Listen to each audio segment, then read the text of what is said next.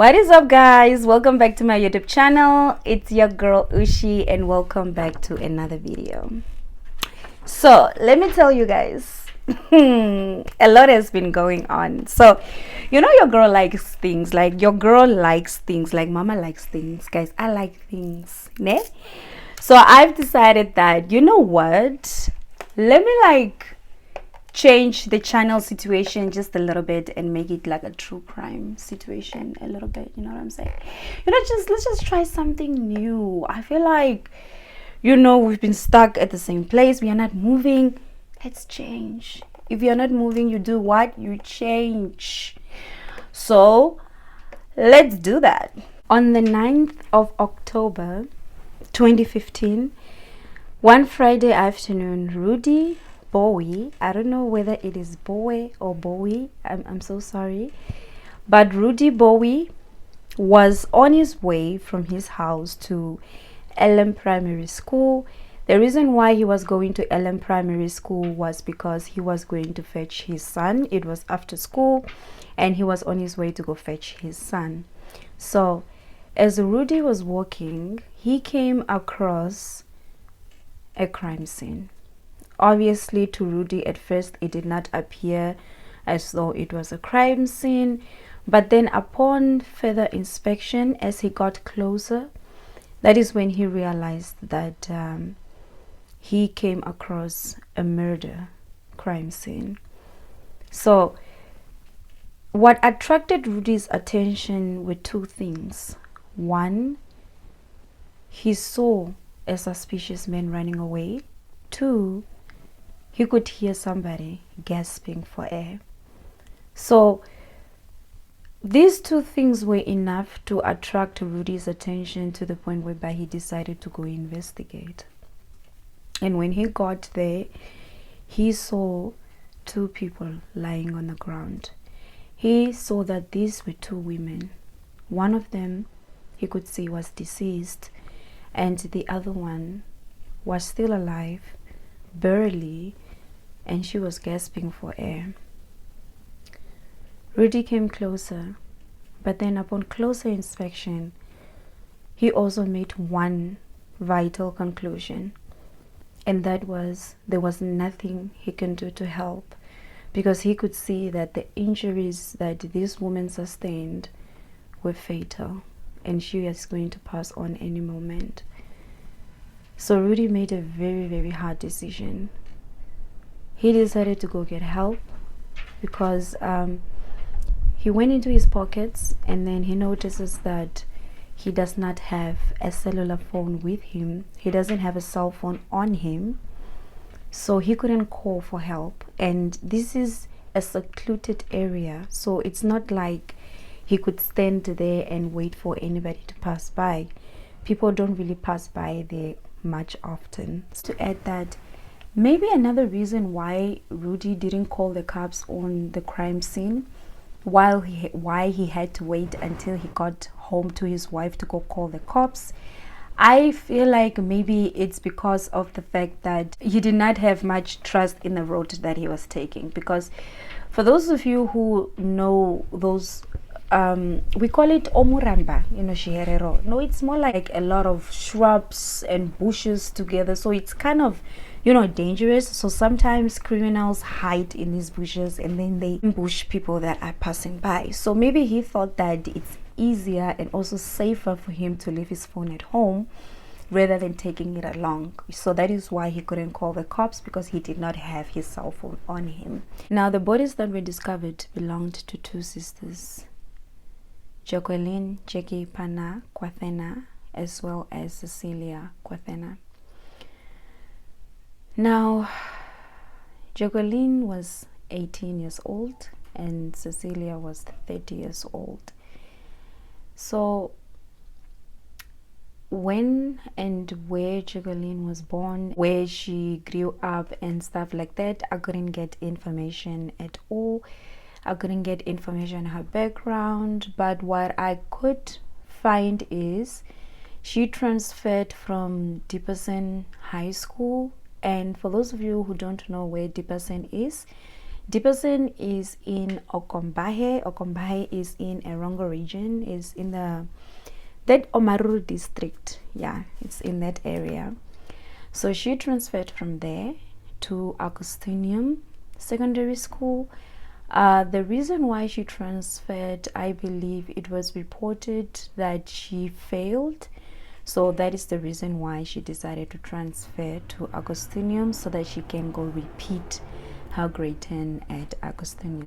Ananias Kamati, who is the perpetrator in this case, who is the murderer, is the one who we are going to be talking about right now. I also couldn't find information regarding his background, because when I do cases such as this one, I always want to find out about the background of the person. I want to find out how did he or she became the person that they became. Like, how do you wake up one morning and decide to, unalive somebody else?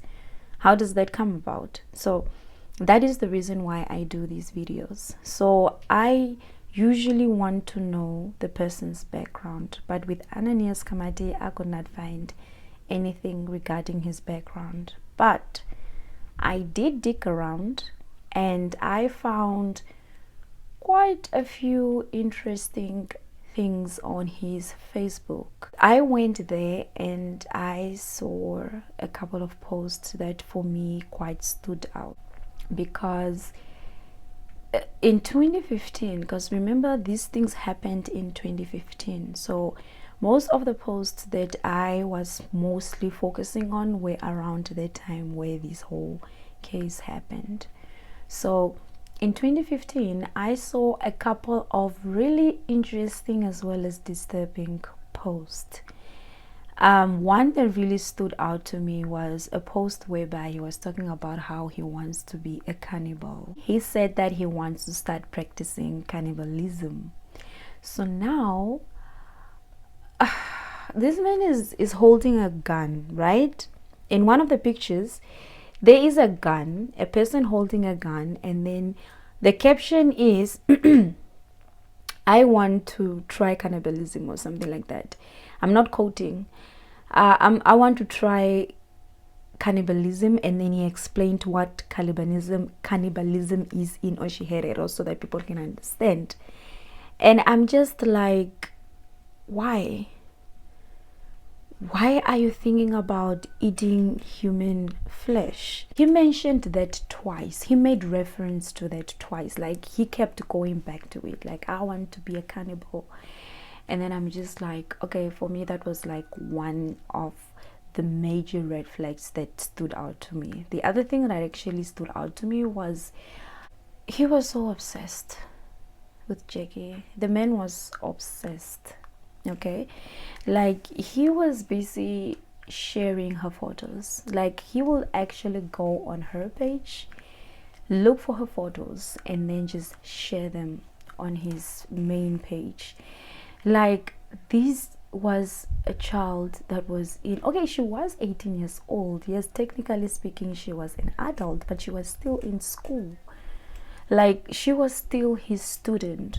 He couldn't even respect the fact that he was her teacher. He couldn't respect it enough to keep this whole relationship, which was, by the way, inappropriate, highly inappropriate. He couldn't keep all this a secret, much less do it. Like, why are you even doing it in the first place, bro? Like, but anyway, people are allowed to make their choices, and he made his. So now he was busy letting the whole world know that he was dating Jackie. Like, he did not care who knew. He was just like, he's gonna keep these things, he's just gonna send these things out on the open, because he was sharing her pictures. He was saying how much he loves her. Because I saw this other one post whereby, but I believe this one was at the beginning of the relationship, or maybe when things got to be a little bit heated, because he was talking about I love you. He was professing his love to her, and then he wrote her initials, right? Like, the initials of her name. So how these two met is when Pana Jackie transferred from Dipperson High School, she came to stay with Kamati. They were busy going around telling people that they are brother and sister. So everybody believed, obviously, except for the family. The family knew the truth, but everybody else, like the other learners, the principal, all the other people, actually thought that these two people were siblings, right?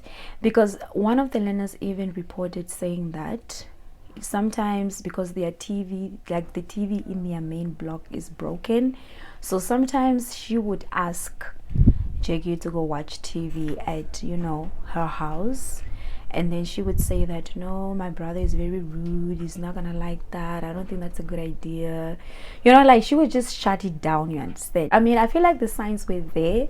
If these two people were living together, and also, come on, they were there too. We just probably just chose to ignore them, but I believe they were there. So now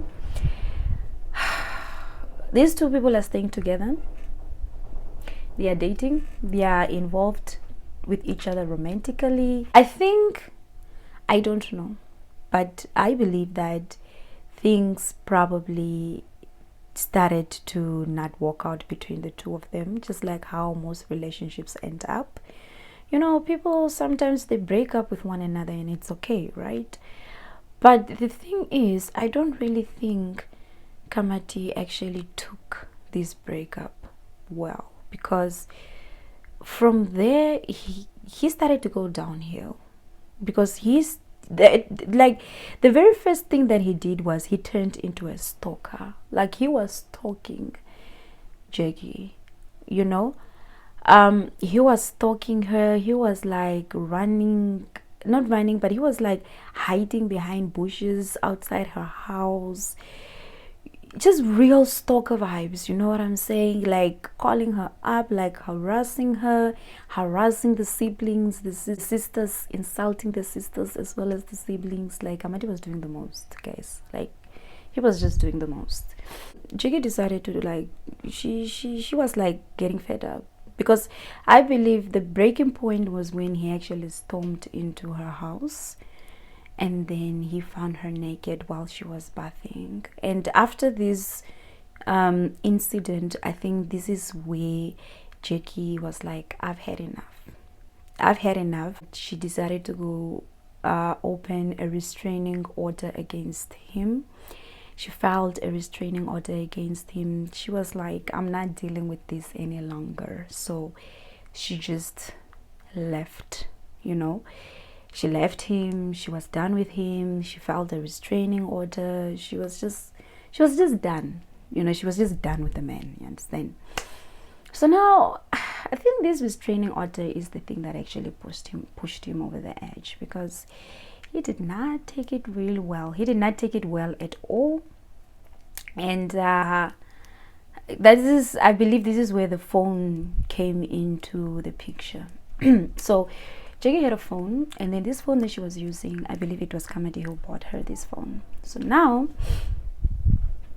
when they were breaking up and all these things were happening, I think Kamadi took her phone, or his phone, because to him, he felt like it was still his phone, because he bought it with his money, regardless, even though he gave this phone to her. So to him, he was taking his phone, right?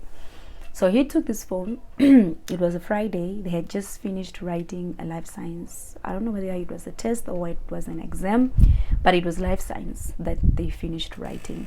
And I don't know whether it was before the exam or it was after the exam, but he took her phone and then he was refusing to give it back.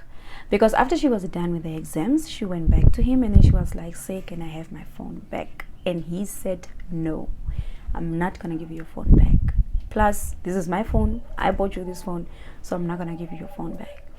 So it turned into a little, scruffle ruffle. They started to argue, started to get loud. They started attracting attention. It even got physical, because it was reported that his shirt, the shirt that he was wearing that day, got torn that day. So I can assume that it was like a fight. a physical fight. So yeah, the phone, he was not giving the phone. That was, he had a plan, he was sticking to his plan, he was not giving this phone. She went to the principal first to go report this whole situation, and also, you know, she wanted her phone back though. That's all she wanted. And then the principal was too busy. When she saw that he was busy, she went to another teacher on the premises, I guess. But then that teacher referred her to the principal, who was still busy. So what she decided to do is, unfortunately, this is where Cecilia comes into the picture. So what she decided to do is she decided to go home, rightfully so, because where else can she turn to? She decided to go home to go ask for her sister's help, because this is her older sister. You know, she trusts her, she loves her, and she believes that, you know, this is the only person that can help her right now. And then she went to her older sister, and then her older sister was like, all right, cool, because, you know, her older sister does not really play about her baby sis. She's like, no, nobody's gonna play with my little sister and get away with it, you know. Rightfully so, like the protective older sister that she is, you know what I'm saying? So they both went to Kamati, who had a plan. This man is just, he's just something else, okay? So they went to him. They went to, you know, go get the phone. So they came there, and they asked for the phone, right? And he was still pretty much adamant. He was not giving this phone to these girls. He was like, nope, I'm not doing it. So they were like, okay, cool. They came to like a resolution. They were like, okay, cool, you don't have to give us the phone. We understand the phone is yours, but can we have our SIM card? Jiggy was like, can I have my SIM card? Because that one is mine, it's not yours. So let me have that at least. And then he was like, I will give you the SIM card, but then the phone is not here. So it's not in my house, it's not in my class, it's not with me right now, it's not here. I can take you to where the phone is. So that is what he said. The sisters had no idea that he was planning what he was planning. So what he did was he asked the sisters to follow him to where the phone is or was. So it was reported that they did not use the gate. They did not use the school's main gate. They actually went through an opening at the back of the school, and that is how they left the school premises. They walked through a trail, and then this trail is like really, really bushy. There's like bushes and scrubs all around. So this is the trail that they walked through, and then it's kind of secluded, and also it's kind of like, you know, it's covered, you understand? So like I said, he knew what he was doing, and unfortunately this is where he attacked the two sisters. This is where it actually gets disturbing. So if you feel like you cannot handle anything disturbing right now, I would highly suggest that you skip this part, and I will see you in the next part. Take care of yourselves.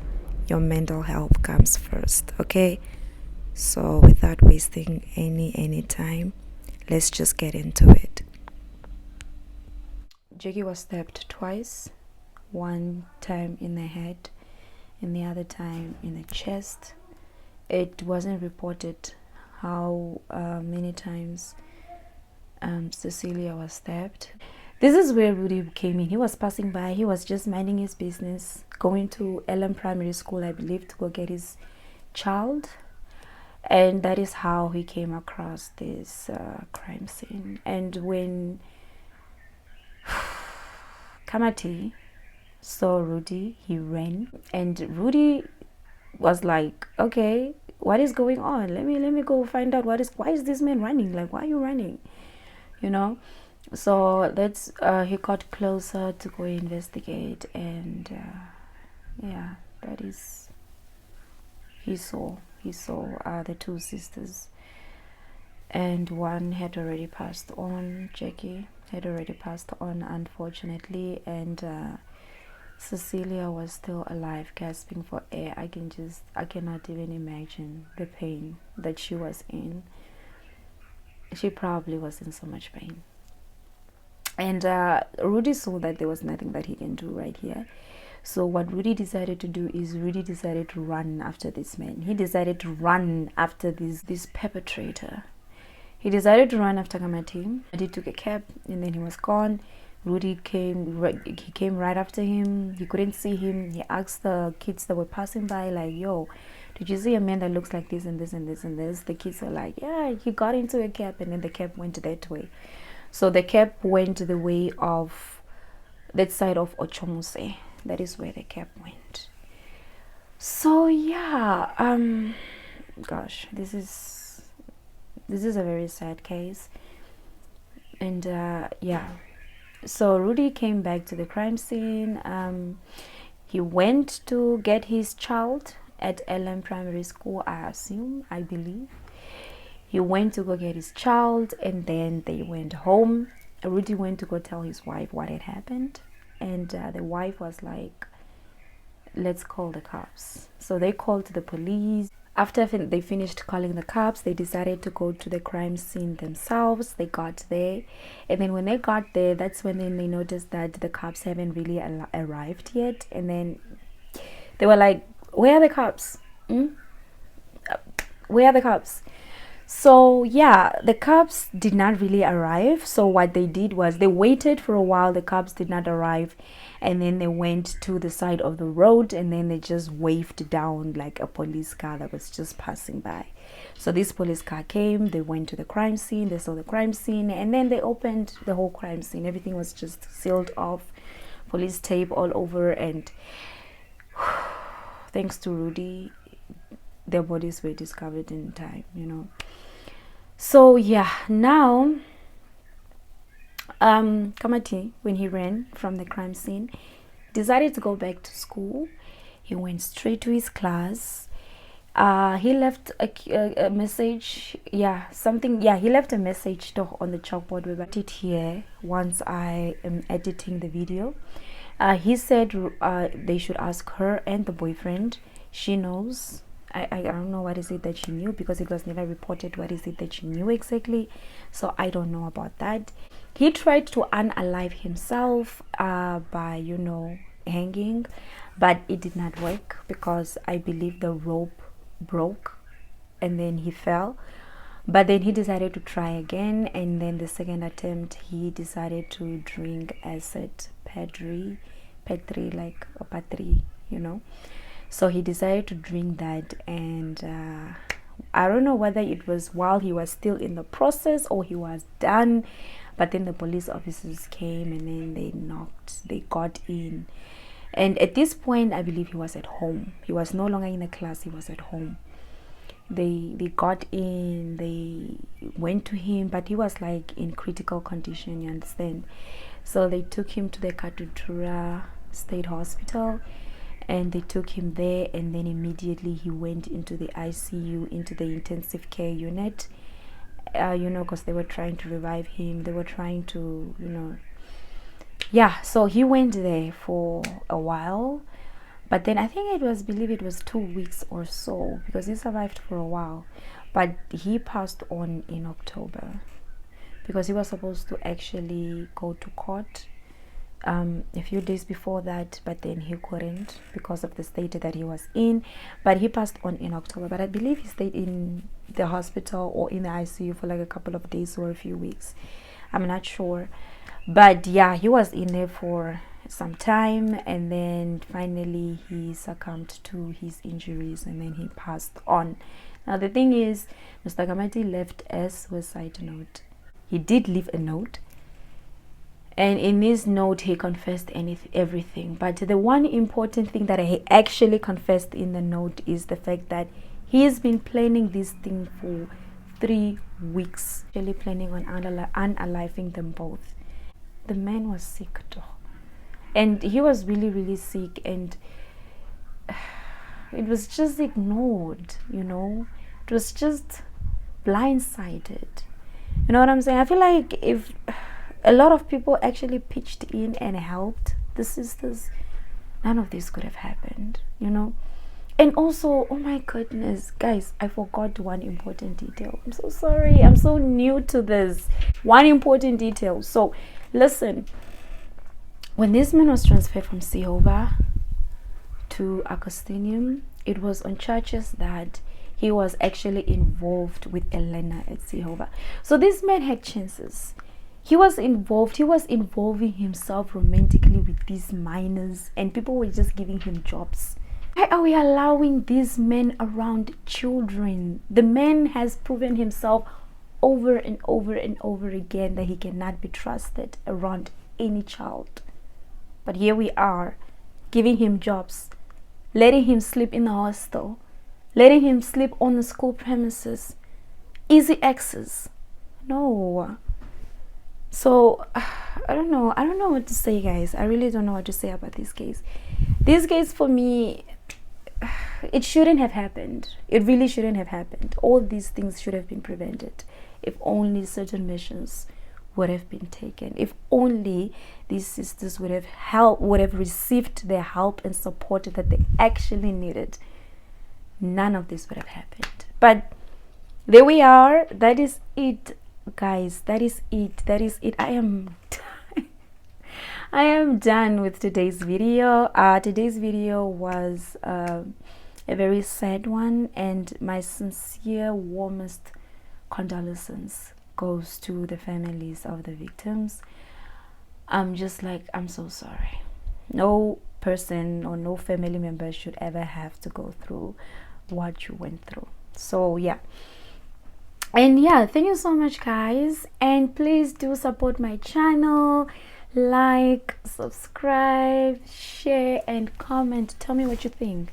Tell me what you think in the comment section. Like, talk to me. Let's talk about this. Let's digress. Let's dissect. Let's go into it, you know. Like, what do you think happened? Like, oh my goodness, that was really bad. So yeah, guys, bye. I will see you in the next video. So from me, Ushi, stay safe, stay alive. It's a crazy world out there. So bye.